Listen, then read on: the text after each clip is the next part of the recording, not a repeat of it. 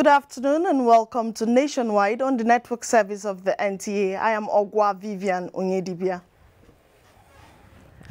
We're starting off with legislative matters as the Senate at Thursday's plenary passed the revised edition of the Laws of the Federation of Nigeria Bill 2018.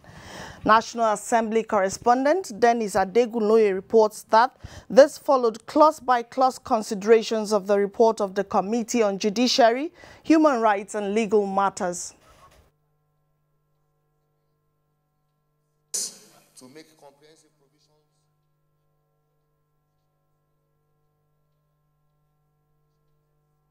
Colleagues, a bill for an act to provide for the periodic revision of the laws of the Federation of Nigeria and for matters connected therewith, 2018, third reading taken and passed.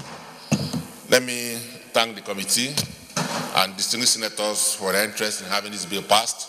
I think with this bill now, we are certain that in every 10 years, we'll have a compilation of the laws of the Federation. The lawmakers also considered the Conference Committee report on the Environmental Managers Registration Council of Nigeria Establishment Bill 2018. Victor Ume of the All Progressive Grand Alliance was sworn in as senator representing Anambra Central. Well, sexual offenses against children have become a recurring deviance which has now become a big social problem in Nigeria. To put this under control, the House of Representatives is considering a bill that seeks to provide for punishment, registration and monitoring of such sexual offenders. National Assembly correspondent Ignatius Nkwo tells us more on the essence of this bill. Well, one of the major functions of Parliament is lawmaking, and this law is expected to preserve freedom and morality in society. But unfortunately, the recent upsurge in sexual abuse against children in Nigeria is becoming worrisome as members of the House of Representatives are now considering a bill that seeks to provide for punishment, registration and monitoring of such offenders. And then during the argument for this bill, members argued that this bill, when passed, would be in line with international practice. I have with me Representative Aminu Shagari, Chairman House Committee on Judiciary. He's here to talk more on that bill. Thank you for joining us. Thank you. So what actually does that bill seek to achieve? Well, actually, the bill seeks to register pedophiles, people that molest small children. So that is the modern trend, and it is long overdue to have a record of not only register of offenders, but also forensic record of all such people, because people that do these crimes seem to be repetitive. Thank you very much. You're welcome. Well, I still have with me a member from Adamawa State, Representative Abubakar Lawal. Welcome to our news. Thank you very much. So when the bill was being debated on the floor, you were quite emotional. Can you tell Nigerians what you think that bill should do when passed?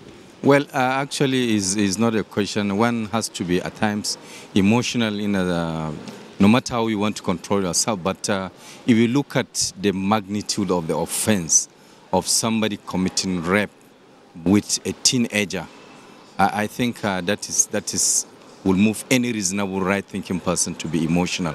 So that bill, I think it is timely because this thing is becoming on the increase on daily basis. We are witnessing it. Thank you very much. Thank you very much. Meanwhile, President Muhammadu Buhari has communicated to members requesting for the extension of the 2017 budget of the Federal Capital Territory. Well, this is what we have for you at this moment. At the end of the day, we'll bring to you an update of what has transpired on the floor of the House of Representatives. Thank you, Ignatius. And moving on, the Senate Committee on Aviation has resolved to convene a meeting of key players in the sector to address issues bordering on security and efficient service delivery. The resolution was in response to budget defense by heads of various agencies in the sector. National Assembly correspondent Rabi Musa has the details. The heads of the agencies, including Nigeria Airspace Management Agency, Nigeria College of Aviation Technology Zaria, and the Federal Airports Authority of Nigeria FAN, provided details of implementation of 2017 budget and proposals for 2018. What was appropriated was 3.598,689 1,200 naira. The amount released so far, as we speak, is 1,799,344,600 naira only. The approved revenue estimate for 2017 totaled 79,609,248 naira. That's 248,785 naira. The senators commended the implementation of some projects while seeking clarification on others. Quite a number of them have said that they have received indications that some money has been released to them, but it has not hit their account. And we advise them to follow up and let us know how much. On the Nigerian Civil Aviation Authority, we raised a number of questions, particularly on airfare to Europe. We said it's one of the highest in the world. The management of the Nigerian Civil Aviation Authority, NTA, has been directed to bring detailed explanation on over 800 million naira used for training of staff and another 55 million naira in the 2018 budget proposal meant for refurbishing of vehicles. Rabi Musa, NTA News. And still talking legislative matters, the House of Representatives has resolved to conduct a thorough investigation into allegations bordering on gross misconduct in the sale of the defunct Etisalat Telecommunication Company. Chairman of the House Committee on Telecommunications, Said Fijabi, disclosed this during an investigative hearing on the collapse of Etisalat, now 9 Mobile, for the interest of Nigerian subscribers and shareholders. National Assembly correspondent Ifeanyi Ezumba reports. At the hearing where the management team from Nigerian Communications Commission, NCC, Corporate Affairs Department of Guarantee Trust Bank, and management team from 9 Mobile Communications. The head Corporate Affairs GTB, Lara Ogunlaja, speaking on behalf of 13 syndicate banks, which gave over 500 billion naira to Etisalat, told the committee that as at the time of lending, offered to restructure the facilities in 2015, but was turned down by the management of Etisalat. The erstwhile directors and shareholders of the company subjected the lenders to incessant threats to shut down the company's operations during the restructuring negotiations. This situation came to a head on June 30, 2017, when the company was left rudderless. The Legal and Regulatory Services Department of NCC explained that the sales of Etisalat, now 9 Mobile, was not handled by Nigerian Communications Commission.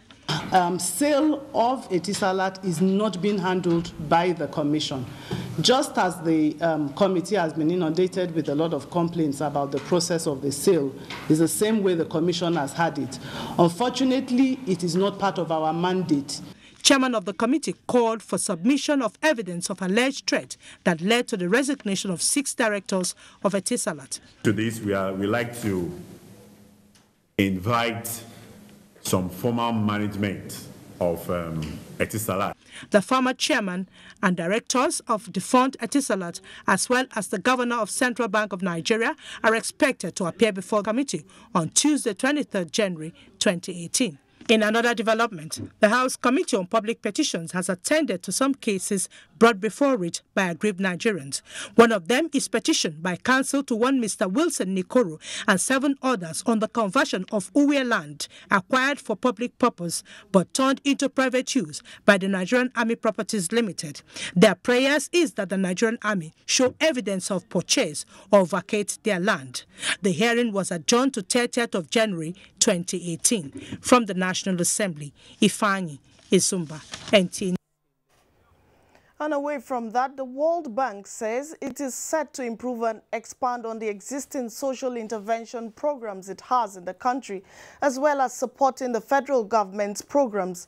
This was at the Social Protection Practitioners and Academics Dialogue organized by the bank in Abuja.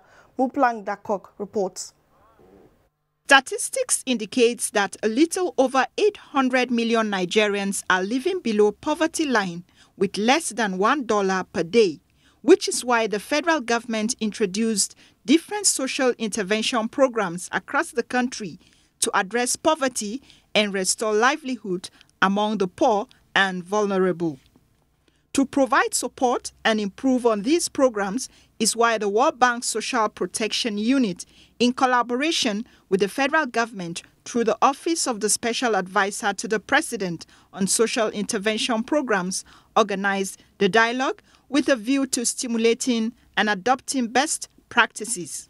The extras that you will expect is that these programs that have started and have challenges will now begin to find solutions to their challenges in terms of their relationships with researchers who will come up with new ideas and help them to improve their strategies and their practice.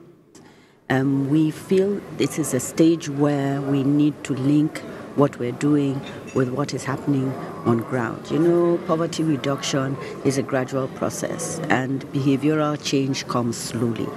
So we need to have all of these practitioners out there in the field giving us their feedback. Minister of State for Budget and National Planning Zainab Ahmed challenged the youths who are still unemployed to take advantage of such programs and make themselves available. We need to tweak the programs to make sure that there are projects that will enable people to employ themselves and subsequently to also employ others, because government cannot be the largest employer of labor. The forum is expected to deepen knowledge on social protection and strengthen social protection practice at all levels of government. In Abuja, Muplang Dakok, NTA News.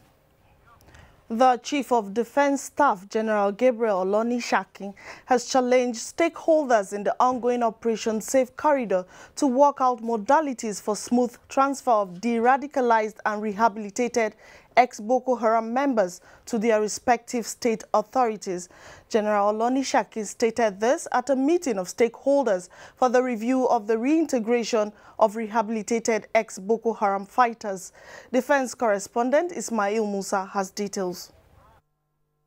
Following successes recorded in the counter-insurgency operations in the Northeast and the adoption of multidimensional approach to the quest to end the campaign, President Muhammadu Buhari in 2015 directed the establishment of Operation Safe Corridor. This is to create opportunity for repentant, surrendered Boko Haram fighters to undergo de-radicalization, rehabilitation and reintegration DDR program. Consequently, a committee was set up to implement the program and sited a DDR camp in Gombe State. The first set of 95 surrendered Boko Haram fighters was admitted into the camp in July 2017 and have successfully gone through the 16 weeks program. While urging more Boko Haram members to drop arms and embrace the DDR program, the Commandant Operation Safe Corridor says the review of the DDR is aimed at highlighting the process of de-radicalization and allocate roles to stakeholders. They have been adequately exposed to various therapies in de-radicalization, rehabilitation, and skill acquisition training in some vocations. It is expected that the respective state governments will assign parole officers to monitor the ex-combatants for a specified period. Some of the products of the rehabilitated Boko Haram members were exhibited. From the defense headquarters in Abuja, Ismail Musa, NTA News. Well, Nigeria's quest for national unity will continue to be elusive unless the political elite rise up to present a leadership that is inspired by vision for generational planning. Guests on Good Morning Nigeria submitted that fairness, justice and equity must prevail against nepotism, greed and ethnicity. Lydia Sampson tells us more. Agreeing with the idea that no nation can achieve greatness without unity, the guests described Nigeria's diversity as an asset for development, which has unfortunately not been appropriated by successive leaders in bringing together Nigerians to pursue the Nigerian project. Plateau State Governor Simon Lalong and a former Deputy Governor of Abia State, Dr. Chris Akoma, says this must change if Nigeria is going to be able to cover lost grounds. I called the warring factions and they came together. And I said, set a roadmap for the peace. I want you to set a roadmap. Mine is to monitor the implementation. Now they brought out 21 items for themselves. And that was between Biroms and the Fulanis. Because it was now farmers and herdsmen. And when they brought up the 21, I said, okay, you will implement them yourself. So mine was to monitor the implementation. Attitude of the leader, what the leader says, is very important. A lot of people get into positions of authority without even understanding their immediate environment, not to talk about the, surrounding the other areas. And that plays an important role. Catholic Bishop of Sokoto faulted the process of leadership recruitment, which he said encouraged mediocrity and patronage. Secretary of the Borno Elders Forum, Blamo Malugubio, urged political leaders to be mindful of their utterances. Achieving national cohesion is a science, it's a philosophy. But unless we define the sense of national cohesion, unless we figure out how we can become united in this country, and that unity has to be based on a clear articulation of a vision that takes in everybody. National orientation, a very serious form of national orientation. For example, we have state laws, we have federal laws. If there are any laws in this country that discriminate, that excludes, all of us should come together to expunge these laws. They stressed the need for urgent peace building across the nation, reiterating that political leaders must realize that without a nation, there cannot be political officers. In Abuja, Lydia Sampson, NTA News. Standard gauge rail receives attention. Ademola is standing by to keep us up to speed from the Center of Excellence. It's over to you now, Ademola. Thank you, Ogwa. Good afternoon and a warm welcome to Lagos. The federal government says it will leave no stone unturned to ensure that the December 2018 deadline set for the completion of the Lagos-Ibadan standard gauge rail system is met. Minister of Transport Rotimi Amechi gave the hint after inspecting the ongoing standard gauge project in Lagos, Ogun and Oyo states. Musa Toliat has the details. Minister of Transport Rotimi Amechi, who acknowledged progress made in the ongoing standard gauge railway project, said the need to assess and address impediments encountered by contractors on site necessitated the inspection. Focus on construction from here to right now we are focusing from here to Lagos and start because some of these things they are not resolved yet. He stressed that the challenge of right-of-way after Ijoko, as well as water and gas pipeline obstructions, are being addressed. There's only one place after Ijoko that we have a problem with the right-of-way, and it has to do with the fact that the villagers rejected the compensation. We finished negotiation with them, and they have accepted the compensation. They will start clearing it this week. The Transport Minister, however, advised the contractors on site to expedite action on completion of civil works before the rainy season sets in. The problem is actually the civil works, and you can't do civil works if they don't give you the land. And we're not able to get the land because there are problems with utilities. We're rushing to make sure that we avoid, we complete nearly all the civil works before the rainy season. Because if we don't, then you have to wait until after the rainy season. The minister expressed confidence that the 3-year project could be completed in 1 year and 6 months if the contractors redouble their efforts and start laying the tracks earlier than scheduled. In Lagos, Musa Toliat, NTA News. The National Orientation Agency says building Nigeria of our dream is a collective responsibility of both the leadership and followership. The Director General of the agency, Garba Abari, at a roundtable with civil society organizations in Lagos, adds that the agency is engaging Nigerians to link to national aspiration through election of good people to good governance. The National Orientation Agency Roundtable on Good Governance, Anti-Corruption and Election Matters was organized in recognition of the fact that partnership with civil society organizations is key to ensuring success in its orientation and sensitization campaigns. It was also to establish areas of mutual interest with civil society organizations to broaden the scope and reach of its campaigns. The Director General of the agency, Garba Abari, said the roundtable became necessary to engage the critical segment of the society in reaching the people ahead of the 2019 elections. The issue of lower voter numbers is not something peculiar to Nigeria alone. 2, the National Orientation Agency is using other platforms. Religious leaders, traditional rulers, the parents, the school system, and then also other forms of other platforms. Civil society, for example, community-based organizations, professional groups, so that they are also guided by the essence of their profession. Mr. Barry said revamping the failing value system is a collective responsibility of all citizens, starting from the family. The family must be the foundational unit, character molding and the character formation. Responsibility must begin from mother and father, and then to the school, and then to the wider society. Abiola Folabi is the chairperson Transition Monitoring Group. People are growing up to understand that some things are normal, which are actually abnormal. So the National Orientation Agency can do a lot of that, and that's also part of the work of the civil society. The event attracted other stakeholders. In Lagos, Joy Ken Abakboya, NTA News. Well, that does it from Lagos. Is back to you, Ogwa, for more on Nationwide. Good afternoon. Thank you, Ademola. Well, if you're just joining us, this is Nationwide. It's time now to take a break. We'll be back shortly. Hate speech is not a joke. It incites genocide and crimes against humanity. Most of Africa's civil wars are caused by hate speech from one tribe against another. We don't want it here. The Nigerian government stands firm against hate speech. Under no conditions whatsoever should we tolerate or excuse or justify hate speech or hateful conduct of any kind, especially where such is illegal.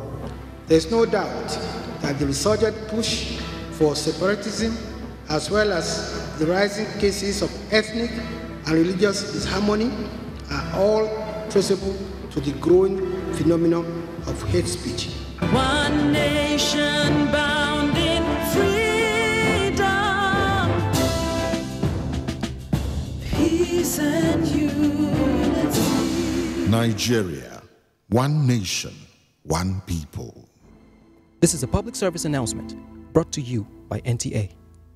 Does it mean you are in paid employment if you have a boyfriend or girlfriend? A boyfriend that cannot put his girlfriend on a weekly or monthly allowance. Is that one a boyfriend? Is a relationship a job and you must get paid? I might be needing like 20 to 25K. I transferred 15,000 naira for you some days ago. Your rib-cracking comedy, Professor John Bull, takes a detailed look at this trend in this episode titled Meal Tickets. In our days, we enjoyed courtly love, not cupboard love. Exactly. Now you keep quiet, young man. An episode that comically explodes the myths and misconceptions surrounding relationships and defines the employers as well as the employees in this unusual job situation.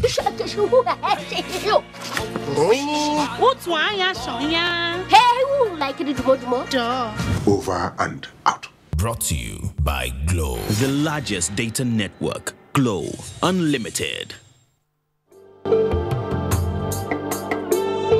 Experience, they say, is the best teacher. They hold us from the sea. Thank God that we came back home. They should not go there because it's not good. It's a very bad place. So they just may have us. Even now, so if they are shooting the boat they are going to use to go Italy, may they stop it. Our country is good. Our country is a blessed country. Now I know our country is a blessed country. I know before I for not travel from Nigeria to Libya. I know how much I spent. Let these personal experiences serve as a lesson to all who would repeat their mistakes. A word is enough for the wise. This is a public service announcement brought to you by NTA.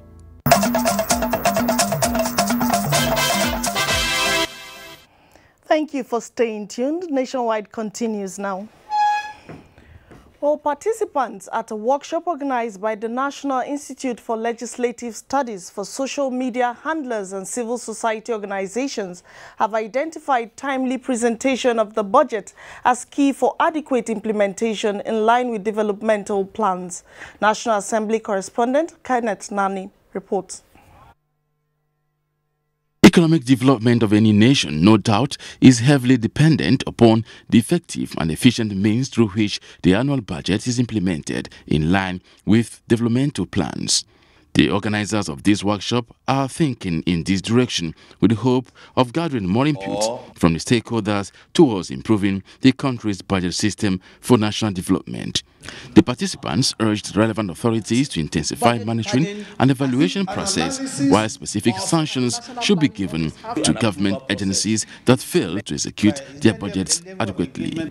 We have the Finance Management Act, we have the Fiscal Responsibility Act, we have the Debt Management Office Act, we have the National Assembly and Research and Budget Office Act. We have to have the budgeting process in one document. Once in a while, we want to really lay down the facts for them so that they'll be well informed and they will become more effective in their various interventions in the governance process. I'd like to see the discussions about budget focus more on revenues than about how to spend. One of the challenges with our budgeting process in the recent past was the lack of linkage between the budget and a development plan. They also pointed to inclusion of more public opinion, review of existing laws on budget, and availability of funds as necessary for improving the country's budget system. Kenneth Nanim, NTA News. Edo State Commissioner of Police Johnson Kokumo says 3 persons have been arrested in connection with a local bomb-making factory in Okpela. The police commissioner, who led other senior officers to inspect the building where the explosives were being manufactured at Okpela, Esako East local government area, assured people that his men are still on the trail of the escaped suspects. Mr. Johnson Kokumo, who arrived the community in company of the Edo North area commander of the force and the divisional police officer in Okpela, was taken around the building for an on-the-spot assessment. The commissioner said several explosive devices, chemical and guns earlier recovered from the building have been taken to Benin, adding that the force has been on the trail of the criminals, who he said have been terrorizing the area for a long time. He said 1 person died in the process of testing the explosives, while 3 others are in the police custody. He vowed to arrest the fleeing gang member who escaped into the bush and urged the residents to go about their lawful businesses. This is where we have recovered all the IEDs that we displayed at the police headquarters for you people to see. And this is also where we have equally recovered all manners of chemicals that, of course, were used in the manufacture of these local IEDs. So it is clearly a criminal hideout. Our investigations, of course, is on with a view to establishing the authors. The presence of the Edo State Commissioner of Police to Okpela community will further go a long way to douse down the tension already in the community as a result of the explosion on Monday in Okpela, Edo State. I am Victor Odion Acha, NTA News. Well, after years of protecting the lives and property of Nigerians through dedicated service, prospective retirees of the Nigerian police force have been advised to ensure proper documentation and beware of fraudsters. Inspector General of Police Ibrahim Idris, represented, sent this message to a 1-day pre-retirement seminar organized by the Force Pension Fund. A lot will come to you and demand money. They will, by all means, get your GSM number and call you. And they will ask you to advance certain amount of money to them, that they will assist you in processing your retirement benefits. Please, don't give your kobo to anybody. What we are doing today is to tell them their rights and obligations, to show them the documentation that they need in order to get a smooth retirement. A lot of things that I don't put my mind on, I'm able to now to adjust. I really gain a lot. I didn't come. I for even regret. The seminar is aimed at empowering the retirees on requisite skills to be self-sufficient and reliant after retirement. And Governor Otom on national unity. Let's join Pam for details of this and more stories. Makodi. Thanks, Ogwa, and welcome to Makudi. The Nigerian Security and Civil Defense Corps has mobilized its crisis management personnel to states facing security challenges within Zone H to assist in bringing the situation under control. Deputy Commandant General Crisis Management Directorate of the Corps, Emmanuel who addressed the special squad in Makudi, urged them to discharge their duties with diligence. Elias Etiaf reports.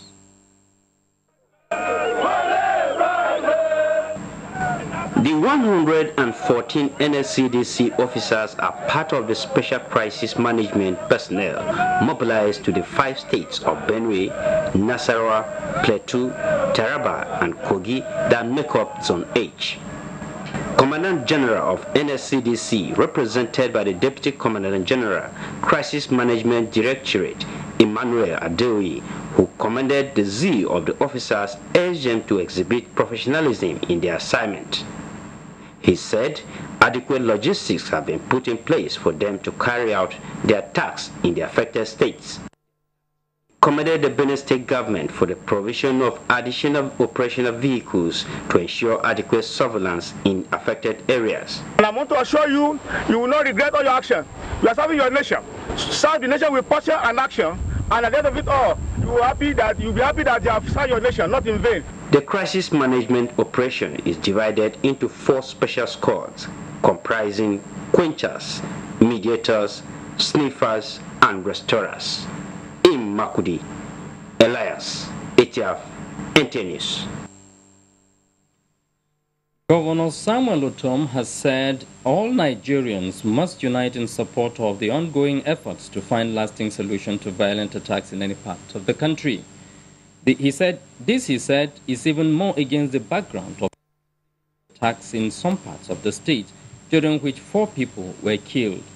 The governor stated this in Makudi as more people pay condolence visit, including a delegation of the Plateau State government. Bem Hanya reports. The governor, while commending the government and people of Plateau State for the visit, added that an attack on any part of Nigeria is an attack on all Nigerians, and therefore called for all hands to be on deck to check unnecessary loss of lives and property. The governor said Plateau and Benue have a common history, culture, and security as well as developmental challenges, and as such must team up to provide succor to their people. We continue to work together, continue to do things together, and continue to complement one another. Anything that affects one of us affects all. Earlier, leader of the delegation and Plateau State Commissioner for Lands and Survey, Festus Fuente, condoled the government and people of Benue State. This is one mother to many, and we understand your heart because we've gone through it ourselves. We share in your grief because we know how it feels, and above all, we intend to stand by you all the way through. Benue State was carved out of former Benue Plateau State in 1976. In Makudi, Bem Hanya, NTA News. And that will be it from Makudi. It's over now to Ogwa for the rest of Nationwide. Good luck.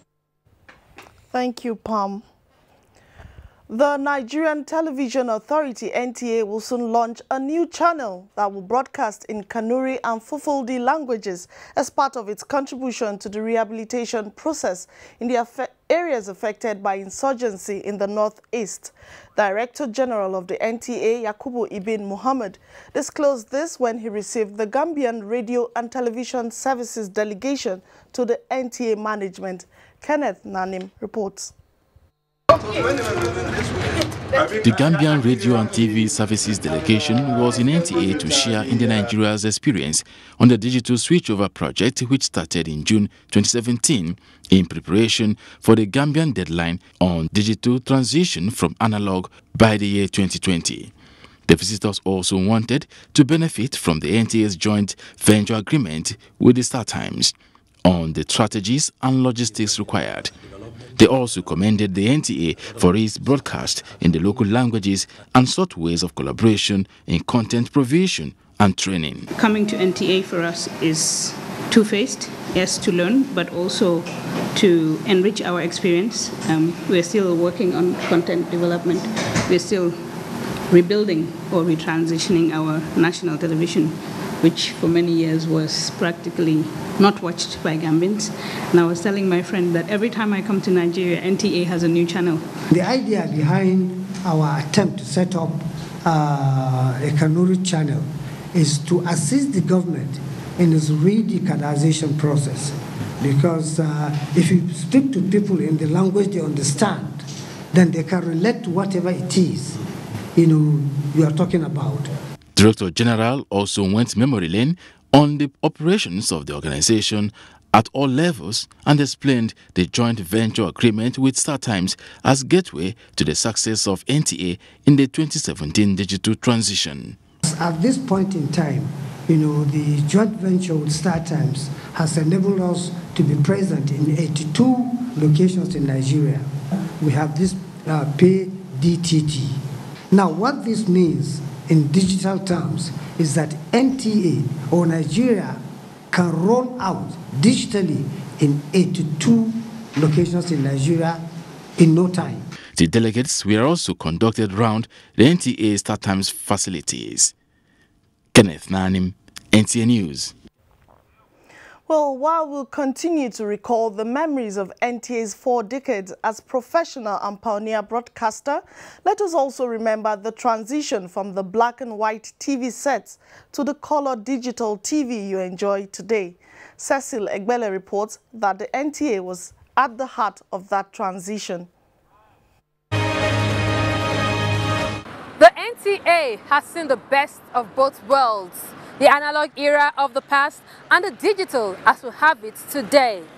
The experience and skill of the trailblazers has produced the present professionals who together are optimistic about the future. We have been able to work very closely with the younger generation, right, who are being positioned to take over because we are now in a very digital world. The future belongs to them and the future is now. Indeed, the future is now. Records has it that the NTA has been known for many firsts. Among the recent firsts is the NTA pioneering role in digital broadcasting in Nigeria. To ensure that different segments of the society are covered, the NTA created specialized content channels to cater for various viewing pleasure. The NTA languages, NTA sports and entertainment, a specialized news channel, and an educational channel.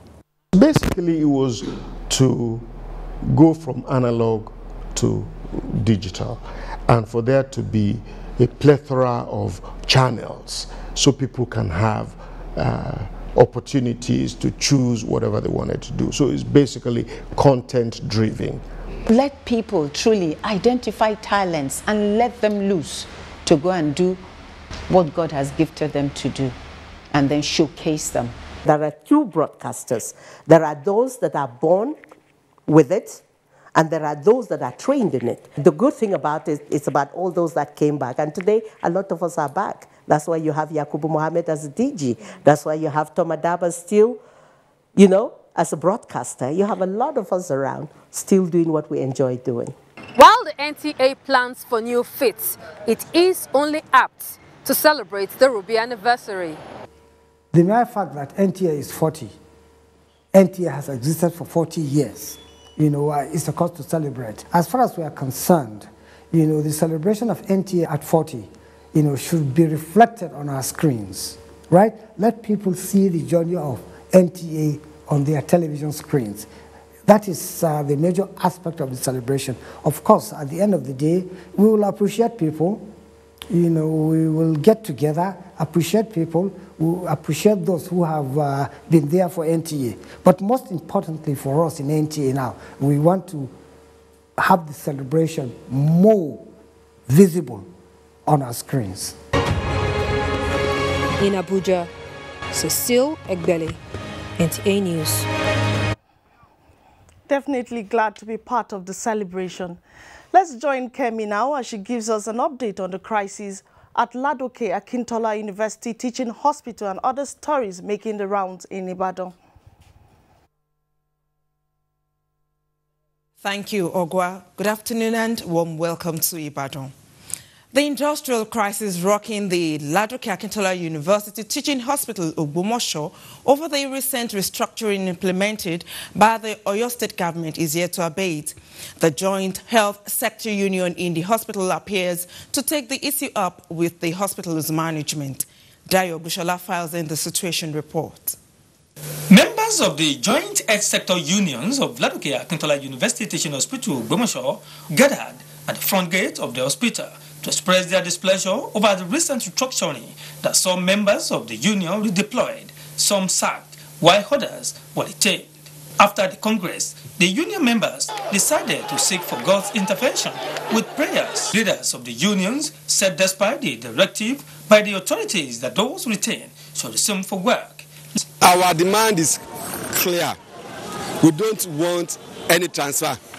We don't want any disengagement. What we want is a reversal of our salary to 100%. The implication is that the teaching hospital will become primary health center. Part of that restructuring exercise was that some categories of staffs were to be transferred to mainstream civil service, while those whose services are going to be outsourced, we are disengaged. For now, the die is cast, and one hopes for quick resolution of the industrial impasse in the interest of the masses.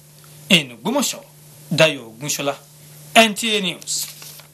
Osun State government has reaffirmed commitments to the welfare of all segments of the society, especially the fiscally challenged, as it organized the New Year party for those with hearing impairment. Olabode Arewa reports.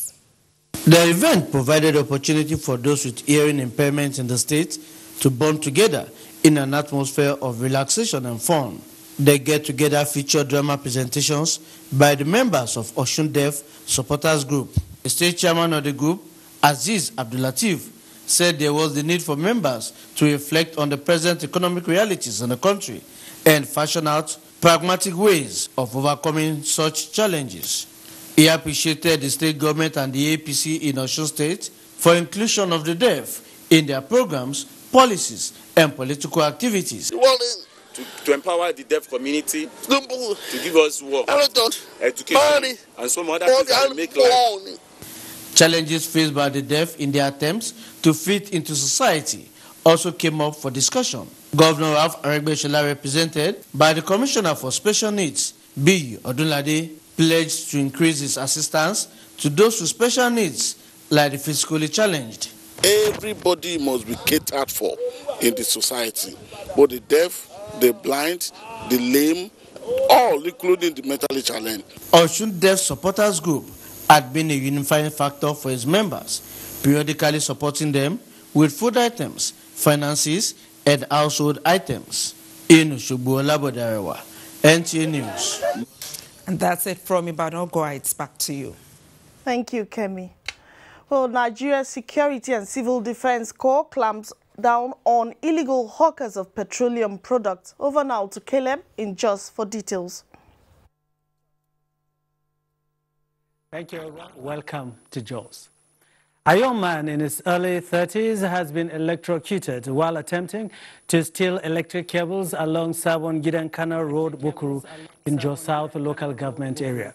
Ben Mitu was there for NTA News. The lifeless body trapped by a piece of cloth hung on a pole at Glorium as residents came out to see the body, trying to identify the person. This woman, inside whose house the incident occurred, said she was the first to see the corpse, after which she screamed to draw the attention of other residents. Around 12, in the night, we heard our dogs barking. When we came out, we didn't see anybody. Until this morning when I came out and saw the dead body on the pole. To the community leader, the incident, though sad, is an answered prayer, saying the community has suffered cable theft in the last 4 years and have been wondering who the vandals are. In the evening, you will see there is no light. you think say it's NESCO that carry the light. And last in the morning, you realize it's they are thief. They remove the cables. And today morning, we thank God that we come and saw one of the thief. The Nigeria Electricity Supply Company, NESCO, says this is one out of many of similar cases, though some arrests have been made. Actually, this is what has been happening. People have been vandalizing our line. We do not know who is who. Now we have seen what has happened to him. The corpse of the young man was taken away by men of the Nigeria Security and Civil Defense Corps in Jos. Ben Mitu, NTA News. Drama ensued near the NNPC mega station Jos when men of the Nigerian Security and Civil Defense Corps arrested some illegal fuel dealers, also known as black marketers. Commandant of the Corps, Solomon Olasupo, said they are economic saboteurs and will face the law. Rinred Lot has the report.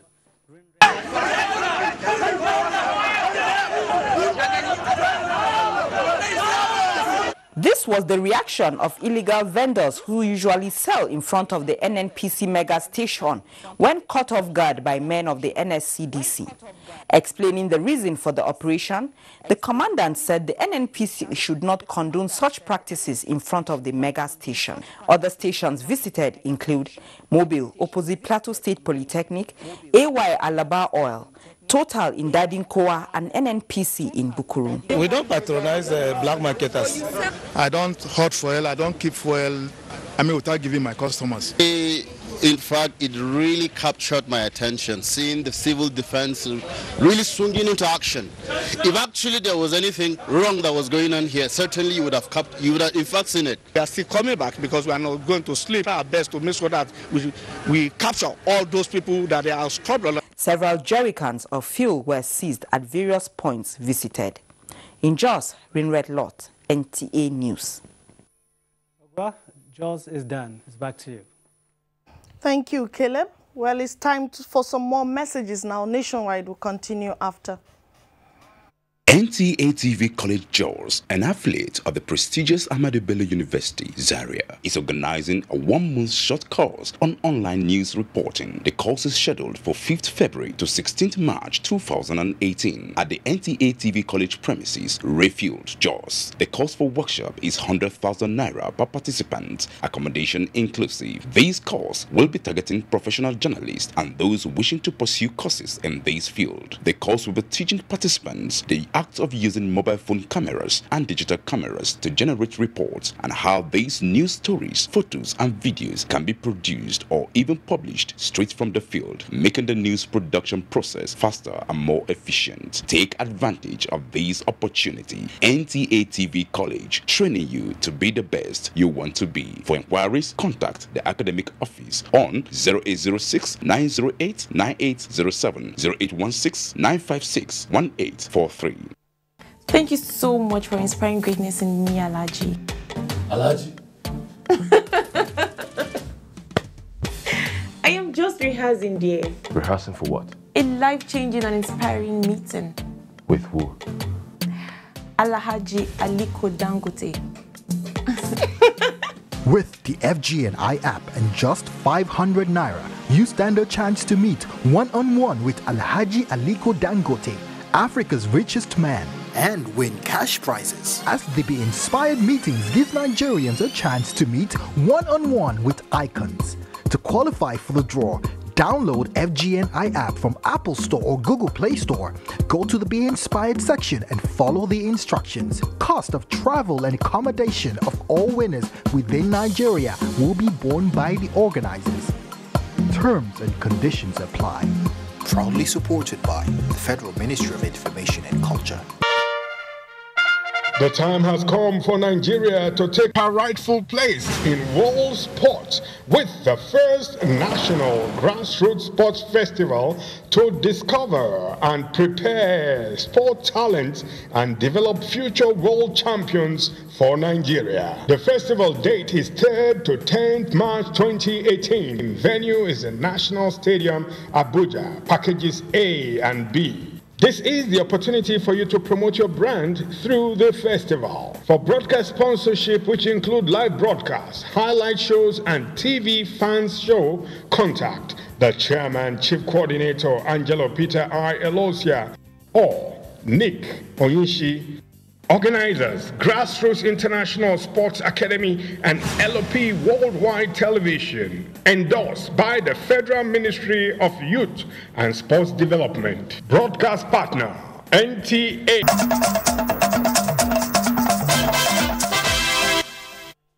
Thank you for staying tuned. The Ogun State Command of the Nigerian Security and Civil Defense Corps, NSCDC, has assured residents of Abeokuta and environs of its readiness to work with the task force set up by the state government to put an end to the fuel scarcity in the state within 2 days. The state commandant, Phillips Oladele, gave this assurance while speaking to journalists following the inauguration of a task force by the state government. Anthony Gandonu reports that the fuel situation in Ogun State, particularly at Abeokuta, has been unbearable to residents. The fuel situation in Abeokuta, the Ogun State capital, has become worrisome and a serious concern to residents. This informed the decision of the state government to set up a task force to interface with stakeholders, particularly the Nigerian National Petroleum Corporation (NNPC) and the independent marketers of the product to address the crisis. The commandant of the Nigerian Security and Civil Defense Corps, Commander Olushola Oladele, assured residents that steps have been taken to wipe out long queues and log jams at filling stations, adding that regular supply will be restored within 48 hours. Give the government 2 days. Give kudos to the governor. It's really doing hard to ensure that petroleum products are circulated and are distributed to designated areas and filling stations. Commander Oladele also reminded the public that one of the core mandates of the NSCDC is to provide security for federal government facilities.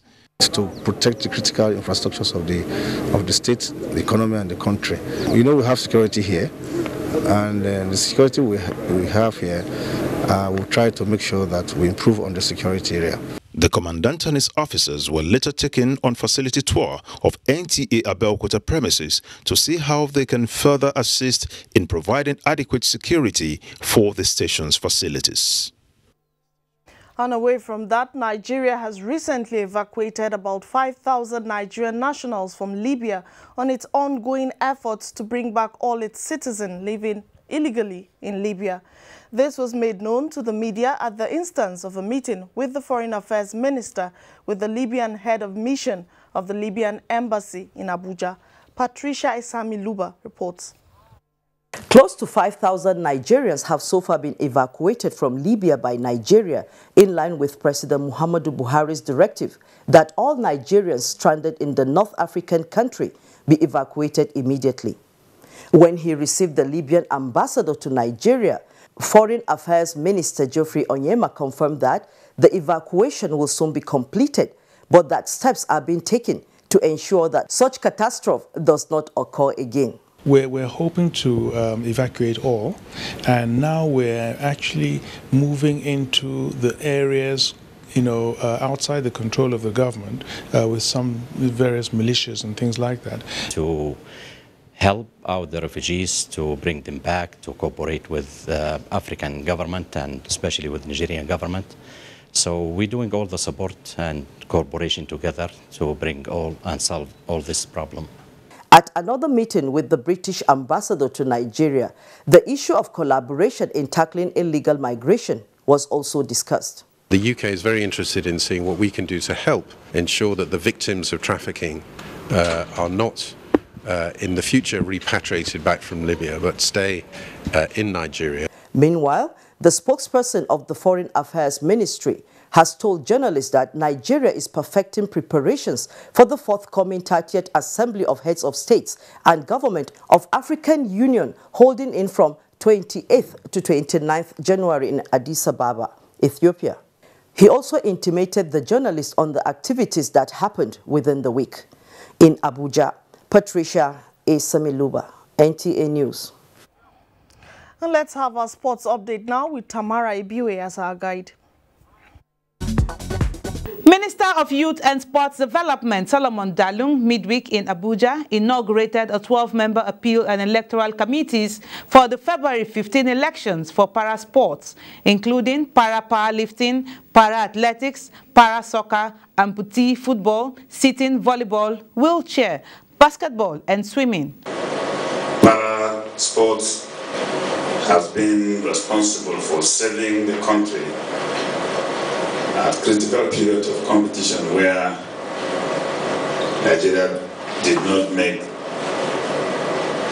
the podium at all. Permanent Secretary of the Ministry Adeshola Olushade chairs the 6-man Appeals Committee, while the 6-man Electoral Committee is chaired by Clement Ojile. Football enthusiasts have urged home-based Super Eagles to defeat group leaders Libya in their second Group C match on Friday for a brighter chance of